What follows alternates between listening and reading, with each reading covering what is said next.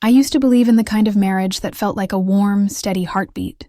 Every morning I would wake up next to him, and even though life was never perfect, I thought we had something unshakable. Our home smelled of fresh coffee and laughter, the kind that lingers in memory even when the world outside is chaotic. Friends would glance at us and say, "You two are perfect together," and I'd smile, not fully realizing how fragile perfection could be. Slowly, though, subtle cracks began to appear, almost invisible at first. The way he lingered on his phone a little too long, or how he brushed off my questions with a smile that didn't quite reach his eyes. I chalked it up to stress at work, to deadlines and long hours, convincing myself that love could survive a little distance. But then came the little things that gnawed at me. A strange perfume on his jacket, hushed phone calls in the middle of the night, laughter in the living room that didn't belong to me. I began noticing the way he would come home late, claiming meetings that didn't exist, and the fleeting moments when his hand would hesitate before reaching for mine. I felt an unfamiliar chill creeping into the corners of our house, a silent tension that had never been there before. The people around me didn't see it yet, but I could feel the change, subtle as it was, in the way he looked at me when he thought I wasn't paying attention. There were nights when I lay awake, listening to the hum of the city outside, and wondered if I was imagining it all. Deep down, a quiet voice whispered warnings that I tried to ignore. I told myself I was overthinking, that these small inconsistencies didn't mean anything, that love was messy but survivable. And yet, in the back of my mind, a seed of doubt had been planted, small and fragile, but persistent. I couldn't shake it. The nagging feeling that something I hadn't seen before was taking root, changing the foundation I thought was unshakable. Looking back now, those moments were warnings I should have paid attention to, faint alarms before the storm hit. Yet at the time, I clung to the illusion of happiness, hoping it would hold. Even as my heart began to sense betrayal, I wanted to believe in the love I thought we had built together, not realizing that the first clues of his infidelity were already whispering their cruel truth, waiting for the right moment to unravel everything I thought I knew. Every day, the feeling of unease grew heavier, like a weight pressing down on my chest. I started noticing things I had once brushed off. A missed call here, a quick text hidden too quickly there, a sudden change in his tone when I asked simple questions. My mind began to spin with possibilities, each one darker than the last, and I found myself replaying moments over and over, searching for clues in his expressions, the way he hesitated before answering. I would catch him staring off into space, a distant look in his eyes that didn't belong to me, and my stomach twisted with suspicion. Was he truly exhausted from work, or was there someone else? I found myself checking my phone compulsively, not because I wanted to snoop, but because I needed some confirmation that what I feared wasn't real. Anxiety became a constant companion, whispering that I might be missing something right in front of me. Some days I would convince myself I was being paranoid, that my fears were born from my insecurities, that he loved me, and this was all in my head. Other days, the small inconsistencies piled up until they felt impossible to ignore. A receipt for a restaurant I had never been to, a lipstick stain I didn't recognize, a text that disappeared too quickly. The tension gnawed at me relentlessly, a persistent hum beneath every conversation, every interaction. I wrestled with whether to confront him, fearing the confrontation itself might shatter what little trust remained, yet knowing that silence allowed doubt to grow. I imagined all the possible outcomes, from denials to angry accusations, and the fear of being wrong battled with the fear of being betrayed. Each passing day intensified the uncertainty, creating a storm inside me that left me restless, sleepless, and questioning everything I thought I knew about us. By the time night fell, I was exhausted by my own thoughts, trapped in a cycle of doubt, fear, and hesitation, unable to decide whether to face the truth or continue living in a fragile illusion. I never thought the moment would hit me like a punch to the chest, the kind that leaves your vision blurry and your heart pounding in disbelief. It wasn't something I expected to find hidden in a text or whispered in the hallway. It was in the way people looked at me that day, subtle glances and suppressed smirks that I couldn't ignore. I caught a glimpse of him laughing a little too intimately with her across a cafe window, a closeness in their gestures that made my stomach drop. At first, I froze, telling myself it couldn't be real, that I must be misreading the signs, that this was some cruel trick my mind was playing. But then came the undeniable evidence. Messages that weren't meant for me, photos I stumbled upon by accident, a receipt tucked into his wallet that confirmed the things my heart already feared.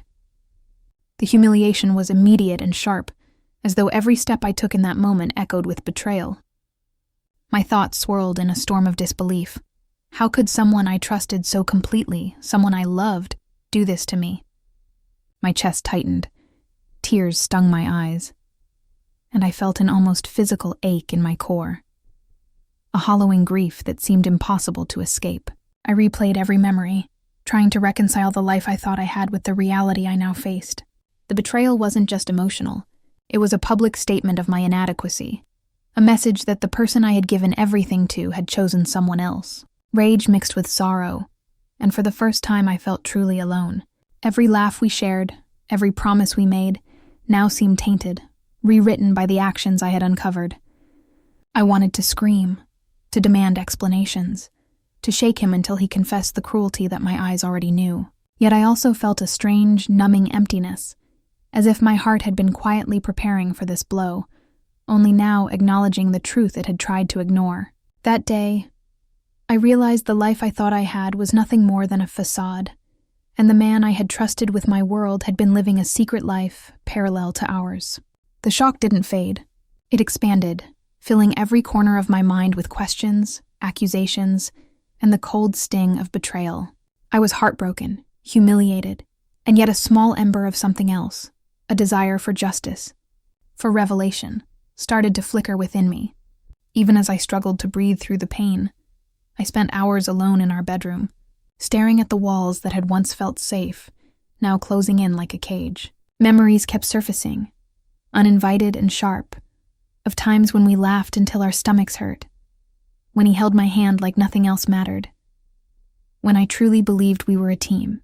Those flashes made the betrayal feel even heavier, because they reminded me of what I had lost, of the trust that had been dismantled piece by piece. I questioned myself constantly. Had I missed the signs? Was I too naive, too trusting? My mind circled endlessly through what-ifs, each one cutting deeper than the last. I replayed conversations, searching for hidden meanings in his words, trying to convince myself that maybe I was overreacting, maybe I had imagined things. But then reality would creep back in. The messages, the receipts, the way he avoided my gaze, and my heart would shatter all over again. I felt foolish and angry at myself for letting it happen. Yet I couldn't escape the love I still carried, the hope that some part of him might return to me. Sleep became impossible. Every night I wrestled with tears and questions that had no answers. The solitude forced me to face my deepest fears. That I wasn't enough. That the life I believed in was a lie. And that the person I had trusted most could hurt me so profoundly. Even in this pain, a quiet voice whispered that I had to endure, that I needed to gather the strength to see what came next. But the weight of heartbreak made that strength feel impossibly far away. In that private anguish, I realized how deeply intertwined love and betrayal could be, and how personal the devastation was when the people you rely on most turned into strangers before your eyes. It was at a dinner party, one I had once looked forward to as a chance to laugh and share good memories with friends, that the reality of my life came crashing down in full color.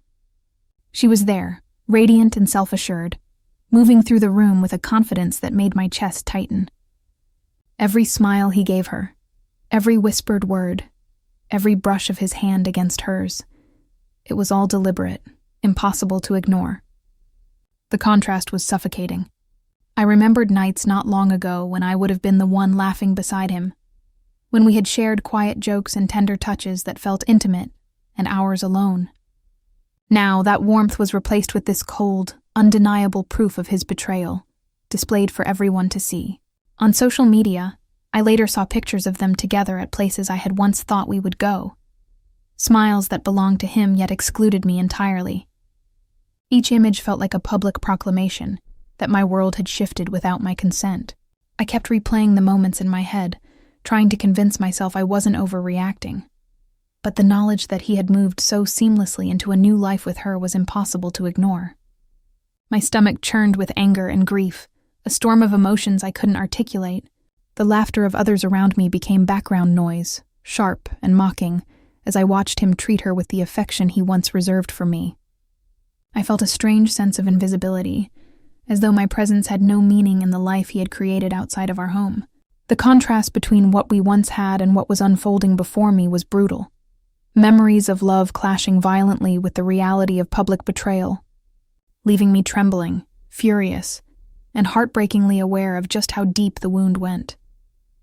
I couldn't stop thinking about what had happened, the betrayal burning like fire in my chest, leaving me restless and sleepless. At first I wanted nothing more than to cry, to scream, to lash out blindly, but a small, rational part of me began to surface, whispering that there was a better way, a way to reclaim my dignity without losing myself. I started imagining scenarios, not out of malice at first, but out of a desperate need to feel control in a world that had turned upside down. What if I could expose the truth at the perfect moment? What if he finally understood the consequences of his actions without me stooping to his level? The moral conflict weighed heavily on me, tugging me between anger and reason, between the desire for immediate satisfaction and the need for a calculated, undeniable statement. I made lists in my mind, tracing every misstep, every lie, every moment that had been stolen from me, considering how they could be revealed in a way that would leave no doubt. In quiet moments, I rehearsed conversations, imagined the shock on his face, the gasps of those who had blindly celebrated him. Each thought brought a thrill, a small spark of power I hadn't felt since before the betrayal. And yet, I reminded myself to be patient, to wait for the right moment, to let the suspense build, knowing that timing was everything. Even as fear crept in, the fear of being discovered, of losing my nerve, I felt a strange excitement, a sense that the scales could finally tip, that justice could be mine if I played this carefully. It was the first time in weeks I felt anything close to hope, and I clung to it fiercely, imagining the dramatic twist that would leave him stunned, humiliated, and finally aware of the pain he had caused. After weeks of sleepless plotting, I started testing the edges of my power in small, quiet ways. I didn't want fireworks. I wanted shifts so precise they felt inevitable. The first time I tried, I simply asked about a meeting he'd said he had. He blinked, eyes skimming my face, and I kept my voice light. "How was the fundraiser?" I asked. He stalled, laughed too loudly, and offered a vague answer. I didn't accuse him. I let the question sit between us like a tiny seed of doubt. I began rearranging tiny domestic details, moving a photograph, leaving his favorite mug unwashed, slipping a receipt I'd found into the drawer where he kept bills. These weren't malicious acts so much as nudges, ways to make him notice he no longer controlled the narrative of our home. I texted ambiguous things at odd hours, not confrontations, just lines that hinted at awareness. "Strange seeing you out so late," I typed once, and watched his response stall. At gatherings, I used conversation as a scalpel. I would raise topics about loyalty and secrecy, framing them as hypotheticals so no one could accuse me of rumor-mongering. I listened more than I spoke and let others fill the silence. When a mutual friend mentioned spotting a man with a woman downtown, I tilted my head and asked, "Do you think people change? Or do they reveal who they always were?" The question landed and people began to whisper. I also leaned into visibility. I posted photos where I looked whole, smiling with friends, at a coffee shop, on a walk, small glimpses that suggested I wasn't waiting for him to define me. The captions were ambiguous, deliberately so. Gratitude without pleading, strength without arrogance. The comments swelled with support, and those comments became the chorus that reminded me of my worth. He watched these posts like a man counting time, and it unnerved him more than any direct accusation could. There were strategic conversations, too. I reconnected with a few friends who had drifted away and gently invited them back into our circle. I asked questions that prompted talk about reputations and choices, steering dialogue without fabricating anything. Rumor doesn't need a villain if you leave enough space for imagination. The first time he tried to placate me with flowers and a perfunctory apology, I surprised him by responding with collected neutrality. Thanks, I said, setting the bouquet on the counter like an exhibit. He searched my face for the expected breakdown and found a quiet distance instead. That distance was worse for him than tears, yet all this felt morally complicated. I examined myself in mirrors and asked who I wanted to be. Was I manipulating people? Was I losing myself to revenge? The answers were not simple, and on many nights I wrestled with guilt. But the guilt sharpened my intent. If I would unsettle him, I would do it with purpose and restraint, building toward something that would not merely punish but prove a truth.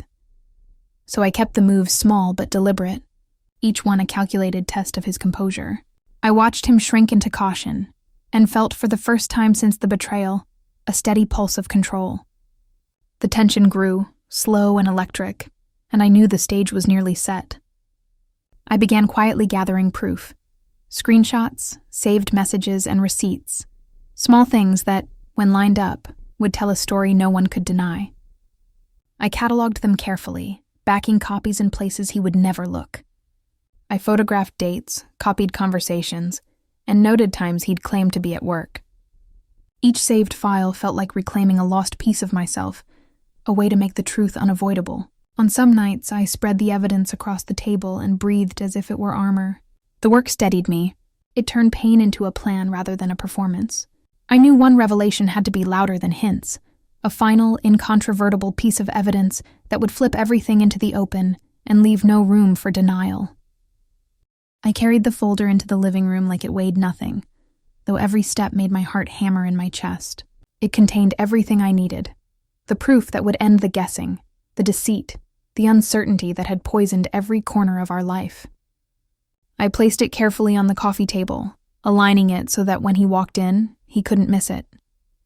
His eyes immediately caught the edge of the manila folder, curiosity and a flicker of unease crossing his face.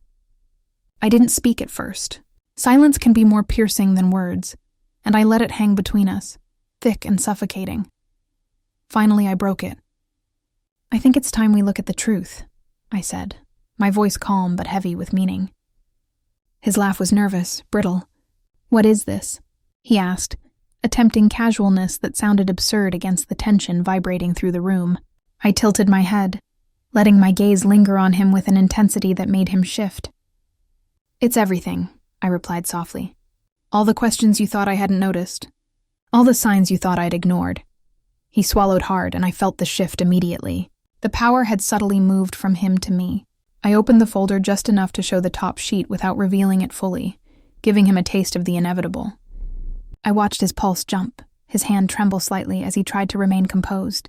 I let him squirm in that moment, long enough to let him realize that whatever came next could not be undone. "I collected it all carefully," I said, almost conversationally, "so there could be no doubt, no excuses, no denials." He swallowed again, his eyes darting nervously between me and the folder. The room felt impossibly small, as if the walls themselves were leaning in to witness the moment. Every second stretched out, taut with anticipation, and I could feel my own breath catching as adrenaline and fear mingled in my veins. I wasn't just exposing the truth. I was orchestrating the moment when reality hit him fully, when the consequences of his betrayal would become undeniable. I let a beat pass, letting the suspense linger. "Do you want to open it?" I asked softly, and in that single question, the entire balance of power shifted. He nodded slowly, his face pale, hands fumbling to touch the evidence he had thought he controlled. The moment was unbearable, electric, and perfect. Every second drew us closer to the confrontation I had rehearsed in my mind 1,000 times. Every word and glance timed to deliver the impact that would finally bring justice to the life he had tried to undermine.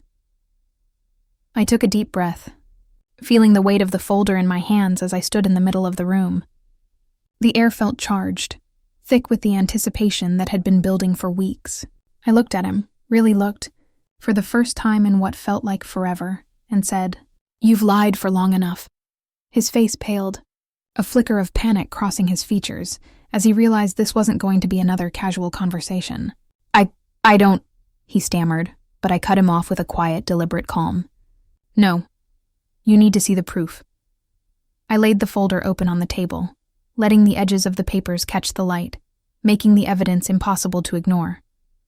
He leaned in, eyes darting over the first sheet, and I saw the color drain from his face as realization set in. This can't be real, he whispered, almost to himself, but his voice trembled, betraying every lie he had spun. I shook my head slowly. It's very real. And it's all here. Every message, every hidden date, every detail you tried to bury. I could see the disbelief contort his expression, his jaw tight, hands clenching at his sides. I leaned forward, my voice steady, but filled with the fire that had been simmering inside me for months. Do you see now? The choices you made, the promises you broke, the life you tried to hide from me, you can't undo them. The room seemed to shrink, the walls pressing closer, as though even our home understood the gravity of what was happening. He stumbled back, his usual arrogance replaced with fear, and for a moment I saw a man completely exposed, stripped of control. I let the silence stretch, savoring the tension, watching as the moral scales tipped irreversibly. Guests who had gathered for a casual evening began to notice, their murmurs filling the space with judgment that I didn't have to voice. I felt their eyes on him, their disbelief echoing my own as the truth became undeniable. I trusted you, I said softly, almost mournfully. And you shattered that trust, not quietly, but publicly, arrogantly, believing I wouldn't notice. But I did. I always did. He tried to speak, to defend himself, but no words could cover the enormity of the revelation. Every excuse sounded hollow, every justification meaningless in the face of cold, documented proof. I watched as he sank into the realization that his world had shifted in seconds, that the power he once wielded so carelessly was gone, and that his lies could no longer shield him. The folder was more than paper. It was a mirror reflecting every deceit, every betrayal, every broken promise. I straightened, letting my presence fill the room, my calm contrasting sharply with his panic. I'm not here to humiliate you for pleasure, I said, letting each word land like measured steps. I'm here so that the truth is seen, so that the consequences you ignored catch up with you. His eyes darted around the room, noticing the faces of friends and family who had gathered for support, their silent judgment amplifying his shame. The room seemed to vibrate with the moral weight of the moment, and I felt a fierce, almost electric satisfaction knowing justice was finally unavoidable. He sank into a chair, defeated. The arrogance that had once made him untouchable dissolved into something fragile and human. He started again, voice cracking. I shook my head, letting him realize there were no more defenses. I picked up the folder, giving him one last glance, and said, You will have to live with this. And so will everyone who thought you were untouchable. In that moment, the air shifted entirely.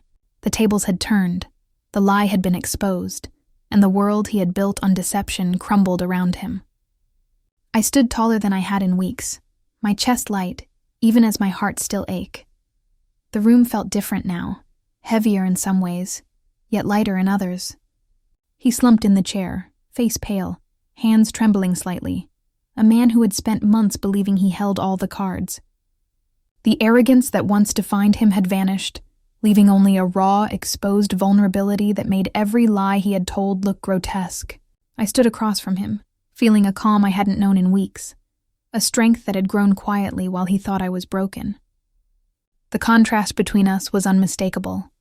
He, diminished and uncertain. I, resolute and commanding. It was almost cinematic, the shift so stark that even without words, the room seemed to recognize the reversal. I took a slow step closer, letting my presence fill the space. Each movement was deliberate, a silent declaration that I was no longer powerless. He looked up at me, searching for anger or pleading, and found only clarity and quiet authority. The whispers from friends and family around us reinforced the shift. I could feel their awareness, the subtle nods and glances affirming that the scales had tipped, that karma had finally caught up.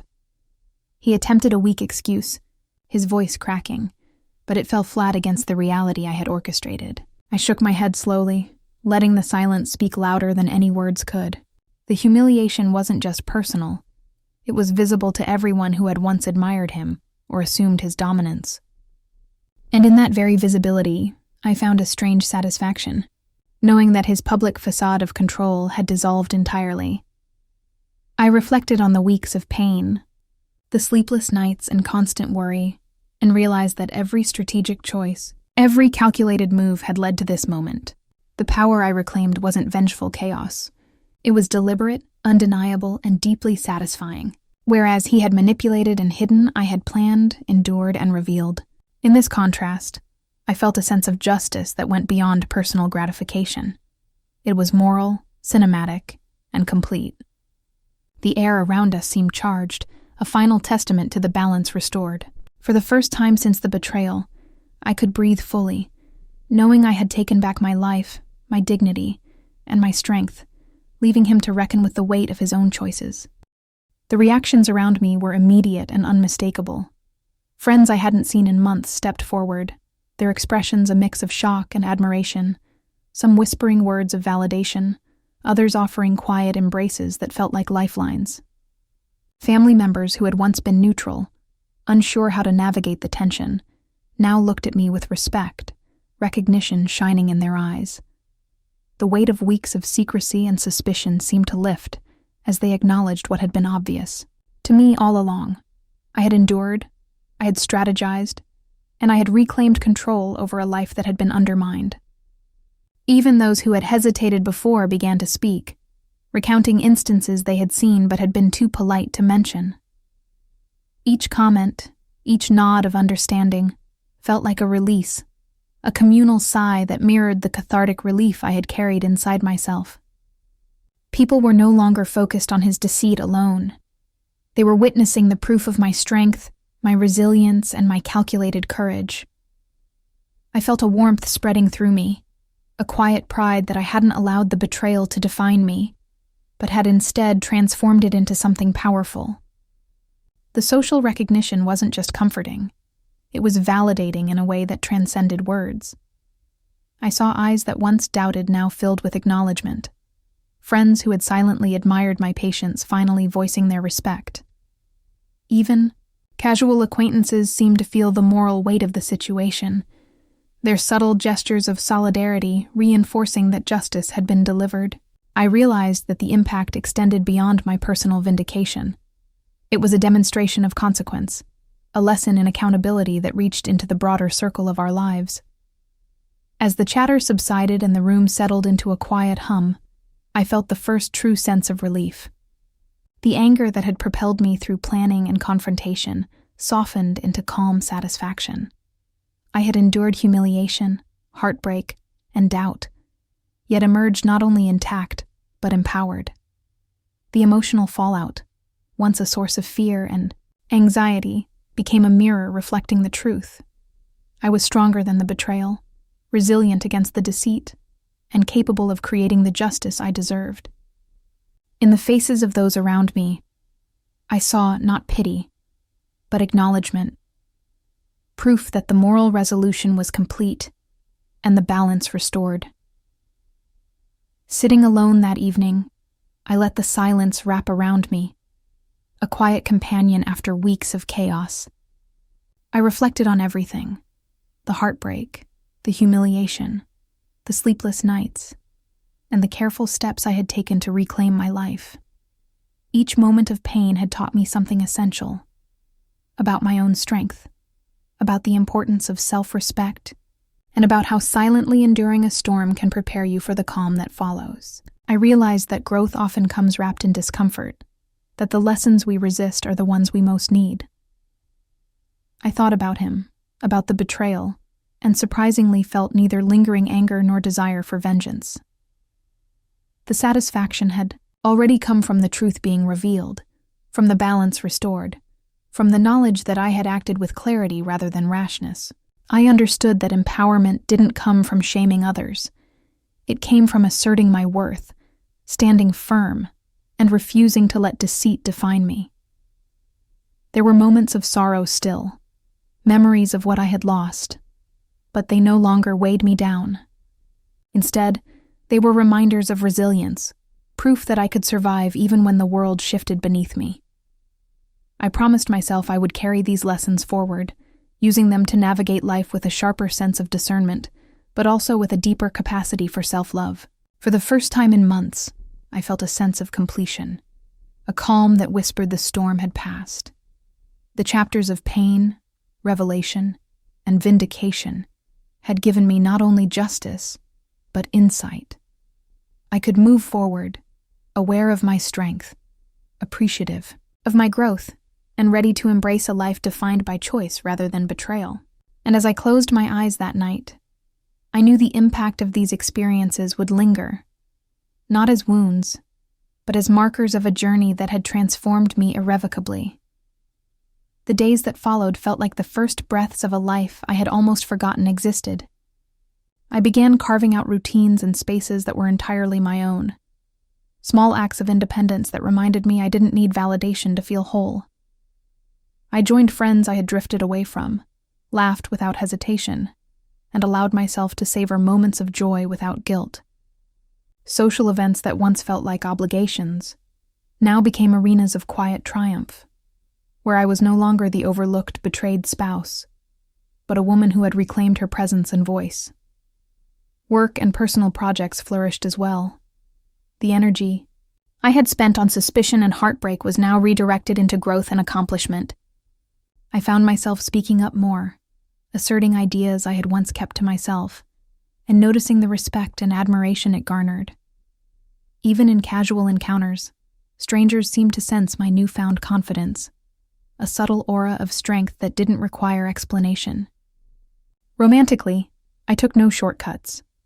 I learned to embrace my own company first, understanding that self-love was the foundation of any future connection. Independence was no longer a survival tactic. It was a choice, a celebration of resilience. I traveled to places I had always dreamed of, pursued passions that had been set aside, and allowed myself to imagine a future built entirely on my own terms. The world that once felt constricted by betrayal now expanded, filled with possibilities I had forgotten existed. Each day brought reminders that life could be joyful, fulfilling, and self-directed. I felt a quiet pride in the way I had navigated the storm, and a hopeful anticipation for what was yet to come.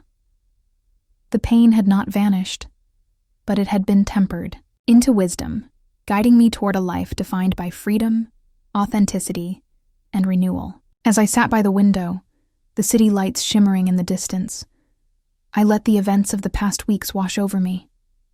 Every betrayal, every sleepless night, every carefully orchestrated step had led to this moment of clarity. I felt a quiet, unshakable strength, the kind that comes from knowing you stood your ground with dignity and intelligence. Justice hadn't come from anger alone. It came from patience, planning, and refusing to let deceit define me. I whispered to myself, almost in awe, I am stronger than the lies they told, and wiser than the games they played. The satisfaction wasn't bitter. It was balanced, karmic in its precision. The man who thought he could manipulate and control had been exposed, humbled, and reminded that choices have consequences. I smiled, not out of cruelty, but out of the certainty that I had reclaimed my life, my voice, and my peace. In that moment, I understood the lesson fully. Empowerment doesn't come from tearing others down, but from rising above, asserting truth, and trusting your own strength. The pain had been real, but so was the victory, and it was mine in every sense that mattered. I felt the moral equilibrium settle around me, a lasting reminder that justice, when paired with resilience, is both inevitable and profoundly satisfying.